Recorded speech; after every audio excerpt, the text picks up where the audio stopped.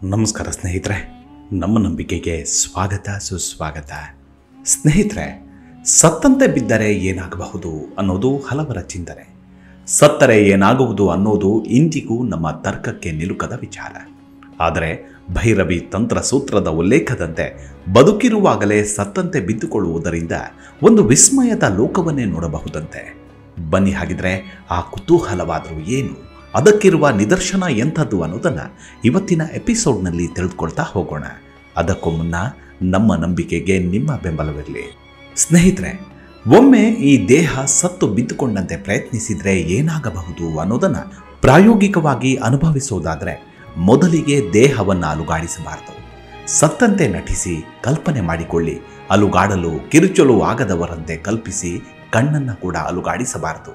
ಸೊಳ್ಳೆ ಕಡಿದರೂ ಕೂಡ ದೇಹ ಸತ್ತಿದೆ ಎಂದೇ ಭಾವಿಸಿ ನಿಮ್ಮನ್ನು ನೀವು ಮೋಸಗೊಳಿಸಿಕೊಳ್ಳದೆ ನಿಮ್ಮ ಭಾವನೆ ಏನಿದೆ ಅನ್ನೋದನ್ನು ಗಮನಿಸಿ. ಈ ತಂತ್ರವನ್ನು ಬಹಳ ಜನ ಪ್ರಯತ್ನಿಸಿದ್ದಾರೆ. ರಮಣ ಮಹರ್ಷಿಯವರು ಇದೇ ತಂತ್ರದ ಮೂಲಕ ಜ್ಞಾನೋದಯವನ್ನು ಪಡೆದರು. ಆದರೆ ತಮ್ಮ ಈಗಿನ ಜೀವಿತಾವಧಿಯಲ್ಲಿ ಅದು ಆಗುವಂಥದ್ದಲ್ಲ. ಇದ್ದಕ್ಕಿದ್ದಂತೆ ಒಂದು ದಿನ ಅವರು ಜ್ಞಾನೋದಯ ಪಡೆದರು. ಏನೂ ಇಲ್ಲದೆ ತಕ್ಷಣ ಜ್ಞಾನೋದಯ ಅಸಾಧ್ಯ. ಹಿಂದಿನ ಜನ್ಮದಲ್ಲಿ ಇದಕ್ಕಾಗಿ ಅವರು ಈ ತಂತ್ರದ ಮೂಲಕ ಪ್ರಯತ್ನ ಪಟ್ಟಿದ್ರು ಎಂಬುದು ನಿಜ. ಸ್ವಾಭಾವಿಕವಾಗಿ ಇದು ಆಗುವುದಿಲ್ಲ. ಎಲ್ಲದಕ್ಕೂ ಹಿಂದಿನ ಯಾವುದೋ ಕೊಂಡಿ ಇದ್ದೇ ಇರುತ್ತೆ. ತಕ್ಷಣ ಒಂದು ದಿನ, ಅಂದರೆ ರಮಣರಿಗೆ ಸುಮಾರು 14-15 ವರ್ಷದವರಿದ್ದಾಗ ಸಾಯುತ್ತಿರುವ ಅನುಭವವಾಯಿತು. ಸಾವು ಅವರನ್ನು ಆಕ್ರಮಿಸಿತು. ದೇಹವನ್ನು ಅಲುಗಾಡಿಸಲು ಆಗಲಿಲ್ಲ. ಕಿರುಚಲು ಆಗದೆ ಸತ್ತೇ ಹೋದೆನೆಂಬುವ ರೀತಿ ಆಗತ್ತೆ. ಈ ರೀತಿ ನಮಗೂ ಕನಸಿನಲ್ಲಿ ಆಗುವುದಿದೆ. ದೇಹವನ್ನು ಚಲಿಸಲು ಆಗದೆ, ಕಿರುಚಲು ಆಗದೆ ಒದ್ದಾಡುವುದಿದೆ. ಎಚ್ಚರವಾದ ಸ್ವಲ್ಪ ಹೊತ್ತಿನ ನಂತರವೂ ಏನೂ ಮಾಡುವುದಕ್ಕೆ ಆಗಿರೋದಿಲ್ಲ.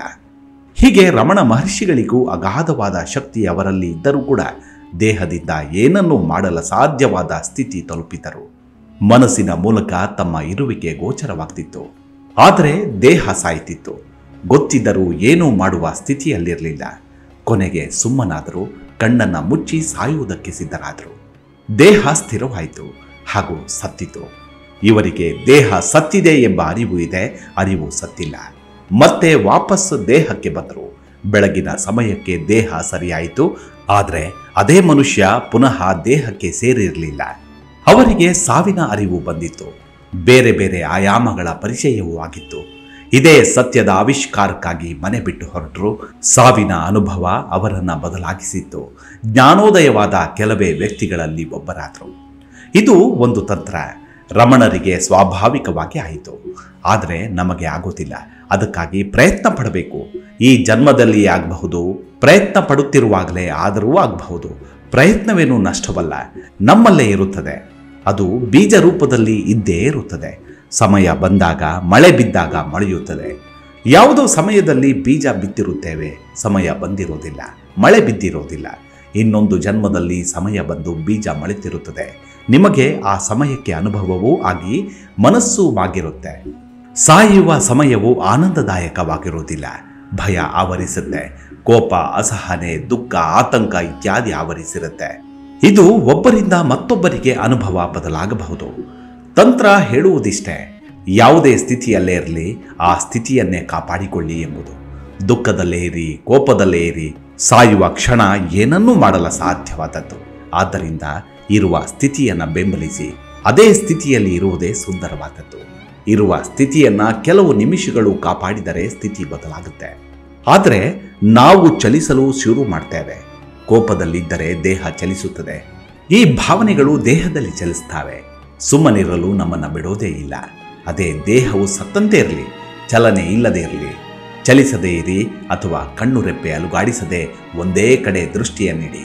ಇದು ಮೆಹರ್ ಬಾಬಾರವರ ತಂತ್ರ. ವರ್ಷಾನುಗಟ್ಟಲೆ ಅವರು ನೆಲದ ಮೇಲೆ ಮಲಗಿ ಗೋಡೆಯನ್ನೇ ನೋಡ್ತಿದ್ರು. ಕಣ್ಣ ರೆಪ್ಪೆ ಅಲುಗಾಡಿಸದೆ ಗಂಟೆಗಟ್ಟಲೆ ದೃಷ್ಟಿ ಇಡುತ್ತಿದ್ರು. ರೆಪ್ಪೆ ಅಲುಗಾಡಿಸದೆ ನೋಡುವುದು ಒಳ್ಳೆಯದು.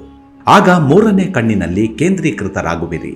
ಅಭ್ಯಾಸದ ನಂತರ ರೆಪ್ಪೆ ಅಲುಗಾಡಿಸಲು ಆಗೋದಿಲ್ಲ.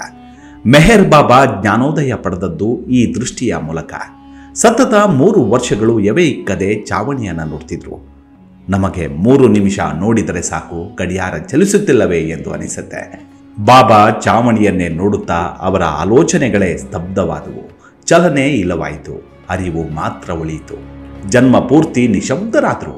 ಒಳಗಿನಿಂದಲೇ ಅವರು ನಿಶಬ್ದರಾಗಿ ಕೊನೆಗೆ ಮಾತುಗಳೇ ಹೊರಡಲಿಲ್ಲ, ಹೊಳೆಯಲೂ ಇಲ್ಲ. ಅಮೆರಿಕಾದಲ್ಲಿ ಮೆಹರ್ ಬಾಬಾ ಇದ್ದರು. ಆ ಸಮಯದಲ್ಲಿ ಇತರರ ಮನಸ್ಸಿನಲ್ಲಿ ಇರುವುದನ್ನು ಹೇಳುವ ಒಬ್ಬ ವ್ಯಕ್ತಿ ಇದ್ದರು.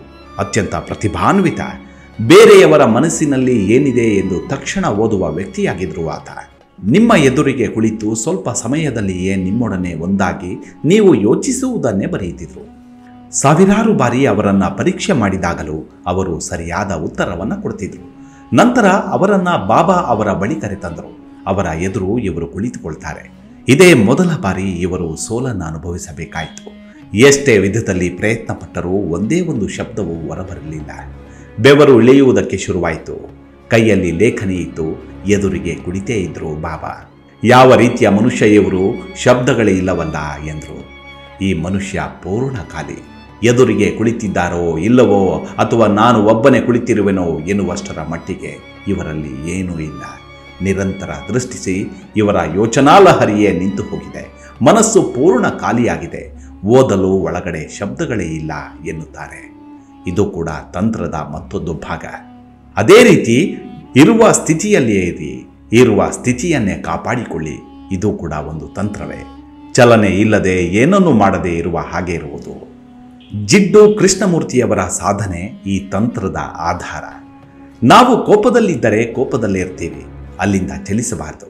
ಹಾಗೆಯೇ ಇದ್ದರೆ ಸ್ವಲ್ಪ ಸಮಯದ ನಂತರ ಕೋಪ ಹೊರಟು ಹೋಗುತ್ತೆ. ಆಗ ನಾವು ಬದಲಾವಣೆಯೊಂದಿಗೆ ಹಿಂತಿರುಗುತ್ತೇವೆ. ಇದೇ ರೀತಿ ಆತಂಕ, ದುಃಖ ಅಥವಾ ಯಾವುದೇ ಭಾವನೆಯನ್ನು ಚಲನೆ ಇಲ್ಲದೆ ನೋಡಲು ಸಾಧ್ಯವಾದರೆ ಅದರ ಮೇಲೆ ಹತೋಟಿಯನ್ನು ಸಾಧಿಸಬಹುದು. ಇನ್ನೊಂದು ತಂತ್ರ ಹೇಳುತ್ತೆ, ಮಗುವು ಮಾಡುವ ಮೊದಲ ಕೆಲಸ ಹೀರುವುದು. ಜೀವನದ ಮೊದಲ ಕೆಲಸ ಹೀರುವುದು. ಹುಟ್ಟಿದ ತಕ್ಷಣ ಮಗು ಅಳುತ್ತದೆ. ಮಗು ಅಳುತ್ತಿರುವುದು ಯಾಕೆಂದು ಯೋಚಿಸಿ. ಅದು ಅಳುವುದಲ್ಲ, ಗಾಳಿಯನ್ನು ಹೀರುತ್ತಿರುವುದು. ಆ ರೀತಿ ಹೀರದಿದ್ದರೆ, ಅಳದಿದ್ದರೆ ಸ್ವಲ್ಪ ಸಮಯದಲ್ಲಿ ಮಗು ಸಾಯುತ್ತದೆ. ಮಗುವು ತಾಯಿಯ ಹೊಟ್ಟೆಯಲ್ಲಿರುವಾಗ ಉಸಿರಾಡುತ್ತಿರುವುದಿಲ್ಲ. ತಾಯಿಯ ಮೂಲಕ ಪ್ರಾಣವನ್ನು ತೆಗೆದುಕೊಳ್ಳುತ್ತಿರುತ್ತದೆ. ಯೋಗಿಗಳು ಹೊರಗಡೆ ಮಾಡುವ ಕೆಲಸವನ್ನು ಮಗು ತಾಯಿಯ ಹೊಟ್ಟೆಯಲ್ಲೇ ಮಾಡುತ್ತಿರುತ್ತೆ.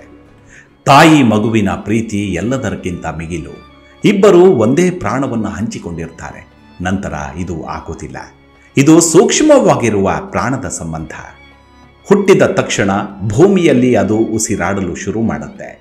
ತಾಯಿ ಮಗುವಿನ ಸಂಬಂಧ ಇಲ್ಲಿ ಕಡಿದುಕೊಂಡಿರುತ್ತೆ. ಪ್ರಾಣಕ್ಕಾಗಿ ಅದು ಗಾಳಿಯನ್ನೇ ಅವಲಂಬಿಸಲೇಬೇಕು. ಮೊದಲ ಅಳು ಉಸಿರಾಡುವುದಕ್ಕಾಗಿ, ಅದರಿಂದ ಗಾಳಿಯನ್ನು ಹೀರುವುದು. ಎರಡನೆಯದು ತಾಯಿಯ ಹಾಲನ್ನು ಹೀರುವುದು. ಇದು ಎಲ್ಲರೂ ಮಾಡುವ ಕ್ರಿಯೆಗಳು. ಗಾಳಿಯನ್ನು ಹೀರುವಿಕೆಯೇ ನೀವಾಗಿ, ಅಂದರೆ ಚಲನೆಯೇ ನೀವಾಗಬೇಕು. ನೀವು ಓಡುತ್ತಿದ್ದರೆ ಓಟವೇ ನೀವಾಗಬೇಕು. ಓಟ ಎಂದರೆ ಅದು ಪ್ರಕ್ರಿಯೆ. ಹೀರುವಿಕೆ. ಈ ಹೀರುವಿಕೆ ಒಂದು ಪ್ರಕ್ರಿಯೆ ಆಗತ್ತೆ. ನೀರನ್ನು ಕುಡಿಯುತ್ತಿರುವಾಗ ತಣ್ಣನೆಯ ನೀರು ಒಳಗೆ ಇಳಿಯುತ್ತೆ. ಆ ಕುಡಿಯುವಿಕೆಯೇ ನೀವಾಗಿ. ಕುಡಿಯುವಿಕೆಯಲ್ಲಿ ನೀವು ಹಾಗೂ ನೀರು ಎರಡೂ ಇಲ್ಲ. ಓಟ, ಚಲನೆ, ನಡಿಗೆ ಯಾವುದೇ ಇರಬಹುದು. ಮಧ್ಯದಲ್ಲಿ ನಡೆಯುವ ವರ್ತಮಾನದ ಪ್ರಕ್ರಿಯೆ ನೀವಾಗಬೇಕು. ಆಗ ಪ್ರಕ್ರಿಯೆಯಲ್ಲಿ ಮುಗ್ಧರಾಗುವಿರಿ. ಹಾಲನ್ನು ಕುಡಿಯುವ ಮಗುವಿನ ತರಹ. ಈ ತಂತ್ರವನ್ನು ಓಶೋ ಒಬ್ಬ ವ್ಯಕ್ತಿಗೆ ನೀಡ್ತಾರೆ. ಆ ವ್ಯಕ್ತಿ ಹಲವಾರು ರೀತಿಗಳಲ್ಲಿ ಅಭ್ಯಾಸ ಮಾಡಿದ್ದ, ಆದರೆ ಯಾವುದು ಫಲಿಸಿರಲಿಲ್ಲ.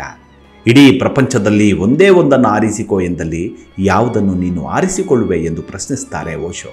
ಕಣ್ಣನ್ನು ಮುಚ್ಚಿ ಯೋಚಿಸದೆ, ಭಯಪಡದೆ, ಹಿಂಜರಿಯದೆ, ನಿರಾತಂಕವಾಗಿ ಹೇಳು ಎಂದರು ಓಶೋ.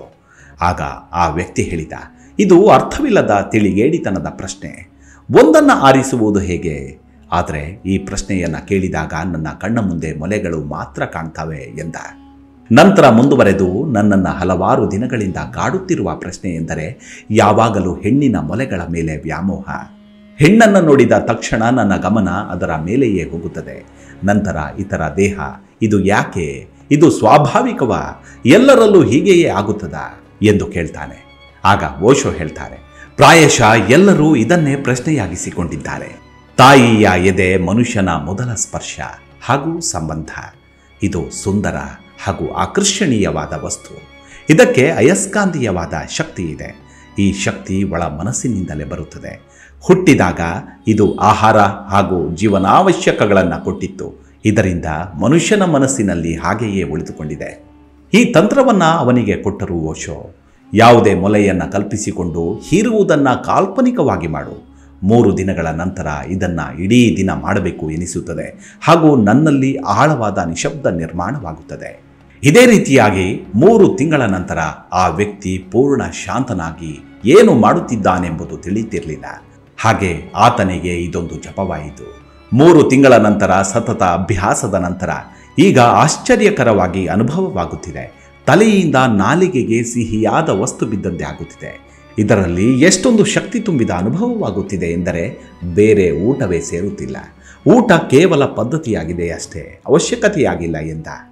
6 ತಿಂಗಳ ನಂತರ ಆ ವ್ಯಕ್ತಿ ಸಂತೋಷದಿಂದ ಕುಣಿಯುತ್ತಾ ಬಂದು, ಹೀರುವಿಕೆಯು ಬಿಟ್ಟು ಹೋಗಿದೆ, ನಾನು ಈಗ ಬೇರೆ ಮನುಷ್ಯನಾಗಿ ಬದಲಾಗಿದ್ದೇನೆ. ಒಳಗಿದ್ದ ಆಸೆ ಈಗ ಇಲ್ಲ. ನನಗೆ ಯಾವುದು ಬೇಕೆಂದೇ ಅನಿಸುತ್ತಿಲ್ಲ. ದೇವರು ಬೇಡವೆನಿಸುತ್ತಿದೆ. ಆನಂದವಾಗಿದ್ದೇನೆ ಎಂದು ಬಿಟ್ಟ. ಹಾಗಾಗಿ ಪ್ರಕ್ರಿಯೆಯೇ ನಾವಾಗಬೇಕು. ನಾವಾದರೆ ಸಾಕು. ಸತ್ತಂತೆ ಭಾಸವಾಗುವಾಗ ನಾವು ಒಳಗಿನಿಂದ ಜಾಗೃತವಾಗಿರುತ್ತೇವೆ ಅನ್ನೋದಕ್ಕೆ ಇದು ಸಣ್ಣ ಉದಾಹರಣೆ. ಅಸಾಧ್ಯವಾದದ್ದು ಯಾವುದೂ ಇಲ್ಲ. ಅದಕ್ಕಾಗಿ ಪರಿಶ್ರಮ ಅತ್ಯಗತ್ಯ. ಇವಿಷ್ಟು ಸಾವು ಬದುಕಿನ ನಡುವಿನ ಸಣ್ಣದಾದ ಮಾಹಿತಿ. ಮುಂದಿನ ಎಪಿಸೋಡ್ನಲ್ಲಿ ಮತ್ತೆ ಸಿಗೋಣ. ಅಲ್ಲಿವರೆಗೂ ನಿಮ್ಮ ಆರೋಗ್ಯದ ಕಡೆ ಗಮನವಿರಲಿ. Take care. ನಮಸ್ಕಾರ.